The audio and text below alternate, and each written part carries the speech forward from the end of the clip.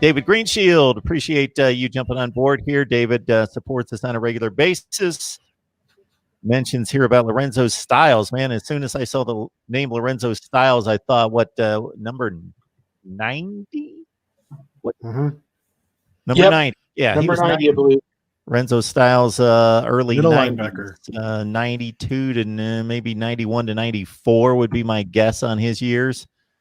There was Need to get more linebackers wearing the 90s. Late first round pick. Mm-hmm. Cleveland Browns, I believe. No, that was Craig Powell.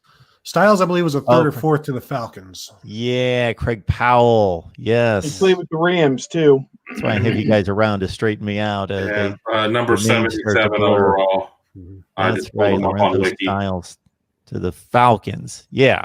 All right. So anyway, David Greenshield asking about the Lorenzo Styles, who, of course, is the next generation, who I see as a top 20 wide receiver, according to regardless of your service there, who's looking at Notre Dame, Ohio State, seem to be the crystal ball predictions right now. 4-star out of Pickerington. Who's seen him, likes him, has any kind of evaluation there? I can answer the question about the recruiting. I mean, he just Ohio State definitely did recruit him, but when you look at in-state guys, I mean, you have to sit there. When you go all in on one, you better be ready to accept him at that spot. I'm not saying Ohio State wasn't ready at that point, but Lorenzo Styles came off the board pretty quickly with Notre Dame, and I think a lot of recruiting guys were kind of shocked with how quickly that one happened. Ohio State certainly has not had an issue here in the last couple of years of recruiting the position, but I mean, it was a player that they definitely liked and definitely would have liked to have on the team, and it just didn't happen. But I mean, he's a tremendous player. I mean, obviously, we've seen a lot of talent come out of Pickerington. I live in Pickerington, by the way, but I mean, a lot of talent come out of Pickerington here through the years with the Borans, and just go on. I mean, I can name a lot of names here. Guys that get away, Taco Charlton, who went to Michigan and whatnot. But it was not a case of Ohio State taking an in-state kid for granted. They definitely were very involved in his recruitment. But Styles Jr. just decided to go in a different direction. He was predisposed to go to Notre Dame, and as Kevin said, they did a good job of getting in on him early. I'm not sure what the family ties would have been. And you think about Lorenzo Styles, he played for John Cooper, who was 3 head coaches ago at Ohio State. And again, pro career elsewhere, came back here to town, has actually spent the dad actually spent time as a kid in the Columbus area, but was, I think, from Western Pennsylvania when he signed with Ohio State. So he bounced around quite a bit. And, again, not sure exactly how to explain it, but, Notre Dame was, I guess, first at the party for him, and that was good enough for him. The Rod Farva asking about Tyreke Johnson, highly rated safety athlete was his category coming out of Trinity Christian Academy in the 2018 class, coming into his junior season for the Buckeyes. So what's the story on Tyreke Johnson? Just a guy who has not been able to get on the field yet, and there's been plenty of corners in front of him. That's where he's been playing. I wonder if he gets passed up by some of the freshmen this year. Is it time to move him to safety?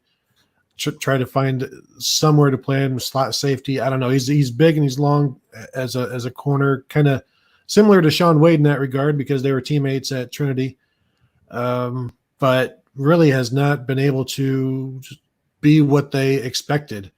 And we'll see. Like this would have been a big spring for him to show that he was ready. And with Kerry Combs coming back, I mean, this is his third cornerbacks coach at Ohio State, which I think it doesn't help anybody when you're going through a new coach every single year. And we'll see, but they need him to step up because they're pretty thin at the spot, and we'll see.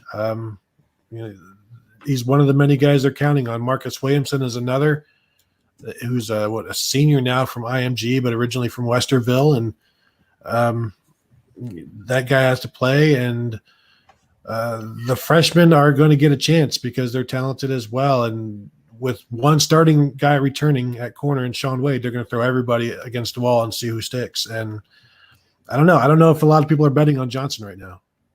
We don't get very many opportunities to go to practice. They're kind of few and far between in the spring and even in the fall. And I can't recall a single time, in the last 2 years where we have gone to practice and Tyreke Johnson has been on the field practicing. He's usually over on the side working out if he's there. Obviously, that changed with the first day of spring ball this year. He was number 13, was on the field, and he was practicing. It was one of the few times in his 2+ years or 2 full years he's been on campus that I can recall that he was healthy and available. I mean, from the very first time he arrived, it wasn't very long after that he was on the shelf, and he's pretty much stayed there for a year and a half. So when you haven't practiced much or if at all in almost 2 full years, it's kind of hard to make any kind of an impression. He was a big-time prospect, maybe a borderline 5-star, if not a 5-star in that class from, I guess it would have been 2018 would have been his first year. And a lot of promise and still plenty of time in his college career, 3 full years of eligibility remaining. But, it's like a lot of guys, the moving sidewalk is ending. Please look down because, if you don't take advantage of the opportunities you get. And Marcus Williamson's another example of that. Maybe didn't take advantage of some opportunities earlier in his career and has been passed by and large. Well, now, given everything that's happened, Okuda and Arnett was a senior, but Okuda leaving, Reap and Went not available, and so on.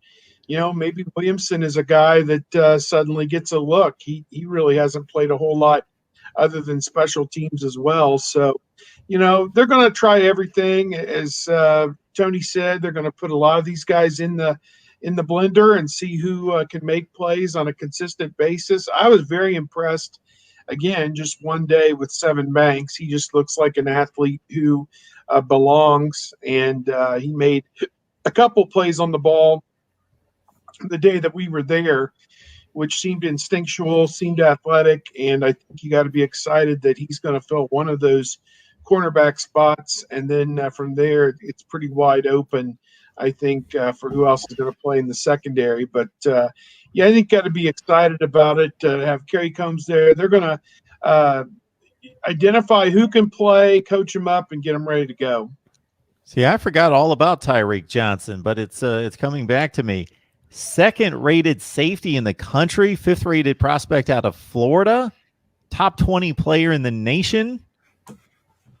Wow. Yeah, but, he was a big recruit. And I don't know that he's even played it down yet. Has you guys? Did he even get on the field as a redshirt freshman? I don't think he did.